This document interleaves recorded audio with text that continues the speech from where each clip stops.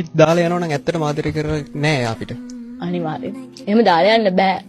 කියන්නේ මිනිස්සු වැටිච්ච තැන්වලදී තමයි අපි ආදරය කරන මිනිස්සු තදින්ම අල්ල ගන්නවා. අපි සතුටින් ඉන්න තැන්වලදී අපිට සතුට බෙදා ගන්න මිනිස්සු හිටියට අපිට දුකක් තියෙනවනම් අපේ හදවතේ මොකක් හරි ප්‍රශ්නයක් තියෙනවනම් අපේ අඩුපාඩුවක් තියෙනවනම් ඒ තැන්වලදී අපේ ළඟම ඉන්න කෙනා තමයි අපි ගැන හොඳටම දන්නේ. මොකද අපි මිනිස්සුන්ට පේන අඩන්නේ නැහැ. අපි මිනිස්සුන්ට පේන ප්‍රශ්න කියන්නේ නැහැ.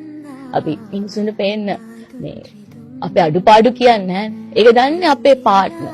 අපිත් එක්ක ළඟින්ම ඇසුරු කරන කෙනා තමයි අපේ අඩුපාඩු, අපේ නරක තැන්, අපේ හොඳ තැන් ඔය හැම දෙයක්ම දන්නේ අපිත් එක්ක ළඟින් ඉන්න කෙනා. එතකොට එහෙම කෙනා අපිව ඒ විදිහට තනි කරනවා නම් අපිට ඔහු අවශ්‍යම වෙලාවෙදී මම හිතන්නේ ඇත්තටම ඔහු අපිට ආදරේ නැහැ. ඔහු කියලා කියන්නේ මට සමගාමීව අනිත් කෙනා දාලා යන්නේ නැහැ. මොන දේ වුණත් අල්ලගෙන ඉන්නවා. මොන දේ වුණත් අල්ලගෙන සිටිය යුතුයි. සැබෑ ප්‍රේමයක් තියෙනවා නම්